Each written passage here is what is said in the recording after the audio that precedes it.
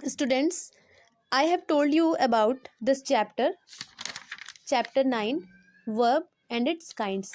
Now, I have told you about the tense के बारे में मैंने आपको बताया था. Today we are going to read about kinds of verb. Then now we will continue this chapter. ठीक है, इस chapter को हम continue करेंगे kinds of verb. अब देखते हैं. Here it is. The verbs are classified into two kinds. Verbs को हम दो kinds में classify करते हैं. The first one is transitive form, transitive verb. ठीक है, ट्रांजिटिव वर्ब कौन से होते हैं, किन्हें हम ट्रांजिटिव वर्ब कहते हैं. So a verb that requires an object to complete its sense is called a transitive verb. Transitive verb.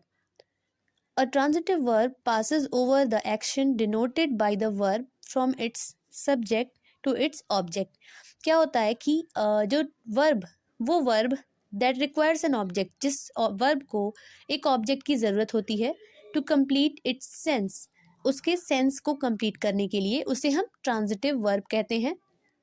A transitive verb, जो ट्रांजिटिव वर्ब होता है, passes over the action denoted by the verb from its subject to its object. इसमें क्या होता है, जो भी action है, ठीक है, वो बताया जाता है and it requires an object, और वो ऑब्जेक्ट रिक्वायर करता है. ठीक है, उसमें ऑब्जेक्ट भी होता है. See the example. Shalu types a letter. Here is a sentence. Shalu types a letter. तो यहाँ पे शालू आपका क्या है, इट इज़ अ सब्जेक्ट. ये आपका एक सब्जेक्ट है. एंड टाइप्स क्या है, टाइप करना means it is a verb. Work कर रही है Shalu and types is your verb. And after that in this sentence a letter is your object. ये आपका क्या है, ऑब्जेक्ट है. Now see in this sentence, इस सेंटेंस में Shalu is the subject of the verb types.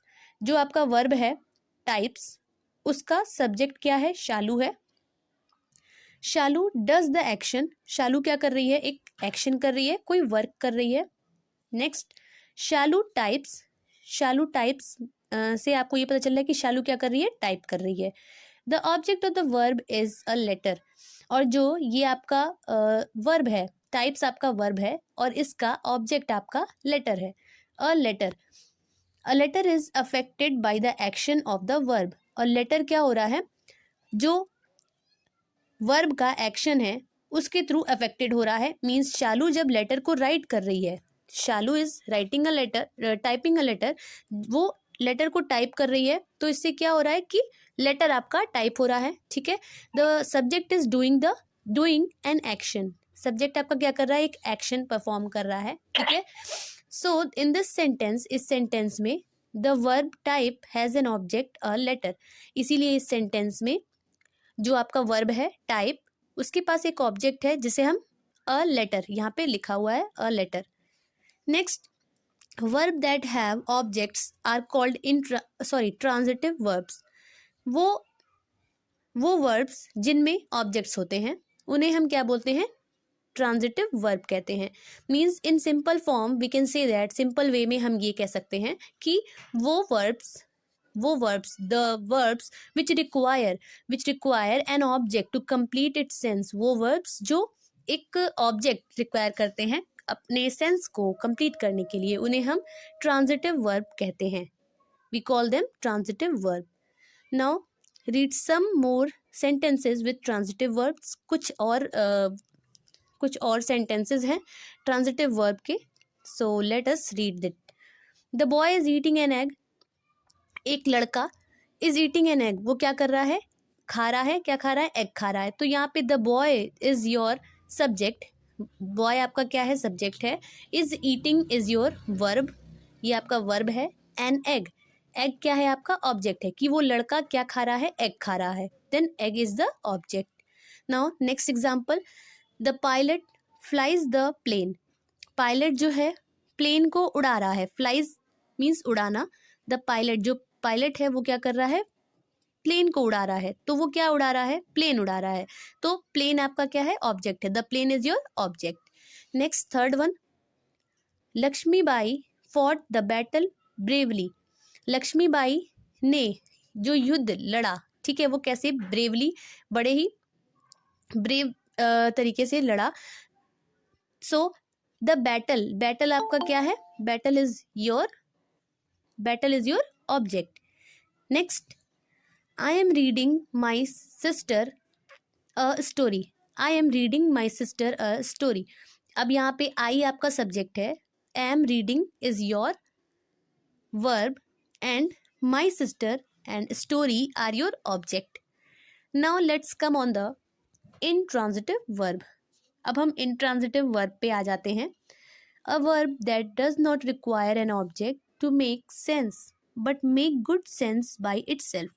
वो verb that does not require an object, जिसे किसी ऑब्जेक्ट की ज़रूरत नहीं होती है, to make sense means proper sense बनाने के लिए, बट मेक गुड सेंस, लेकिन वो एक अच्छा सेंस बनाता है, ठीक है, बाय इटसेल्फ, खुद से, मीन्स उसमें ऑब्जेक्ट नहीं है बट फिर भी उसका कुछ मतलब होता है। The action of the verb does not pass to anything or anyone but remains with the subject doer is called intransitive verb.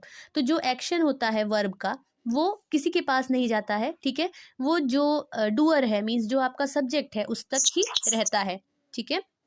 Next, तो इससे हमें क्या समझ में आता है कि जो हमारा इंट्रांजिटिव वर्ब हमारे वो होते हैं, वो वर्ब्स होते हैं जिन्हें ऑब्जेक्ट की ज़रूरत नहीं होती है to complete their sense. Now see the examples, I run every day, मैं रोज़ दौड़ता हूँ। Then here I is the subject and run is your verb, run is your verb and every day तो रोज को कहा जा रहा है, then it is not an object. Next आपका क्या है, the action of the verb run, यहाँ पे देखिए इस according to this sentence the action of the verb run does not pass on to any object but remains with the subject I. यहाँ पे क्या हो रहा है कि जो एक्शन है, रन आपका वर्ब है, वो एक्शन मीन्स दौड़ने का काम जो है वो किसी ऑब्जेक्ट पे नहीं जा रहा है, ठीक है, वो सिर्फ और सिर्फ आई तक ही है, मीन्स आई रन, मैं दौड़ता हूँ। डेली रोज की बात की जा रही है तो रोज आपका कोई ऑब्जेक्ट नहीं है, so this sentence this verb is a your intransitive verb. Now see let's see some another examples also. Read some more sentences with intransitive verbs. Now here, the boy is eating. The boy is eating, जो लड़का है वो क्या कर रहा है, खा रहा है। इज ईटिंग, आगे कुछ भी नहीं लिखा हुआ है, इसका मतलब ये आपका क्या है, इंट्रांजिटिव वर्ब है। Next one, the plane flies, the plane flies में जो प्लेन है, द प्लेन वो क्या है आपका सब्जेक्ट है, फ्लाइज, फ्लाई मीन्स क्या होता है, उड़ना, प्लेन उड़ रहा है, द प्लेन उड़ता है means flies, the plane flies. Next, Laxmibai fought bravely, Laxmibai ने लड़ाई की बहुत ही ब्रेव तरीके से, ठीक है। नेक्स्ट, इसके आगे कुछ भी नहीं लिखा हुआ है कि मीन्स उन्होंने कहाँ पे लड़ाई लड़ी, so it is your intransitive verb. Next आपका क्या है, आई एम रीडिंग, मैं पढ़ रहा हूँ या पढ़ रही हूँ, आई एम रीडिंग, आगे कुछ भी नहीं लिखा है, any book or something like that, then it is your intransitive verb. Next आपका क्या है, Mohan reads every night before going to bed, Mohan हर रात को पढ़ता है, before going to bed means बिस्तर पे जाने से पहले, वो हर रात को पढ़ता है, Mohan reads every night means हर रात को। सो in these examples also we don't these examples means these sentences also don't have any object, इनमें कोई भी ऑब्जेक्ट नहीं है, इसीलिए ये आपके intransitive verb है। In short we can say that transitive verbs are those verbs which require an object to complete its sense, so that it is called transitive verb, and intransitive verb that does not require an object to make sense but make good sense by itself is called an intransitive verb, means it does not uh, needs any object to complete its sense. Now it is clear to all of you. Now let's come on our next topic. Here, transitive and intransitive verb to determine, अब देखिए हम इन्हें पहचानते कैसे हैं, how we determine that whether it is a transitive verb और intransitive verb. हमें पता कैसे चलेगा कि कोई भी वर्ब ट्रांजिटिव है या इनट्रांजिटिव है? Here, to determine whether a verb used in a sentence is transitive or intransitive, ask what or whom after the verb. जब भी कोई भी सेंटेंस है, ठीक है, और हमें ये पता लगाना है कि वो आपका वर्ब, उस सेंटेंस का वर्ब ट्रांजिटिव है या इनट्रांजिटिव है, आपको कैसे पता चलेगा? You have to ask a question, आपको सिंपल क्वेश्चन पूछना है, ठीक है। वॉट और whom after the verb, verb के जस्ट बाद आपको what या फिर whom ऐड कर देना है। कैसे करेंगे? If you get the answer in the sentence, और अगर आपको उस सेंटेंस में मीन्स आंसर मिल जाता है, द वर्ब इज ट्रांजिटिव, तो वो वर्ब क्या है आपका? ट्रांजिटिव है। If you do not get the answer, आपको अगर आंसर नहीं मिलता है, द वर्ब इज इनट्रांजिटिव, ठीक है। अब ये कैसे होगा? Now let's see some of the examples. Here Gaurav met his brother at the school, ठीक है। अब यहाँ पे गौरव मेट, मेट आपका वर्ब है, एज आई टोल्ड यू कि वर्ब के बाद हम वॉट या फिर होम ऐड कर देंगे। तो यहाँ पे गौरव आपका सब्जेक्ट है, मेट इज योर वर्ब, तो मेट के बाद हम वॉट या फिर होम में से कोई ऐड करेंगे। तो होम, होम तो हम लिविंग थिंग के लिए यूज करते हैं, एंड वॉट हम नॉन लिविंग थिंग के लिए यूज करेंगे। जैसे कि अब देखिए, here Gaurav met his brother at the school, Gaurav अपने भाई से मिला, कहाँ पे? स्कूल पे, ठीक है। तो जब हम इसे क्वेश्चन फॉर्म में कन्वर्ट करेंगे होम या फिर वॉट के साथ, हिज ब्रदर मीन्स आपका लिविंग थिंग है, इसीलिए हम जब क्वेश्चन अराइज करेंगे तो क्या करेंगे? Means Gaurav met his brother at the school, and after writing the question write करेंगे कैसे? Met whom, met whom means किससे मिला, किससे मिला। फिर उसके बाद आंसर आपको मिल रहा है ब्रदर, किससे मिला? ब्रदर से मिला। So met is a transitive verb, इसीलिए मेट आपका क्या है? ट्रांजिटिव वर्ब है। So by this thing we can see that we are getting the answer or not. if we are getting the answer whom या फिर what लगाने से अगर हमें आंसर पता चल जाता है, तो वो आपका क्या हो जाएगा? आपका ट्रांजिटिव वर्ब हो जाएगा। So we are getting the answer from this question, met whom means Gaurav, met whom Gaurav किससे मिला?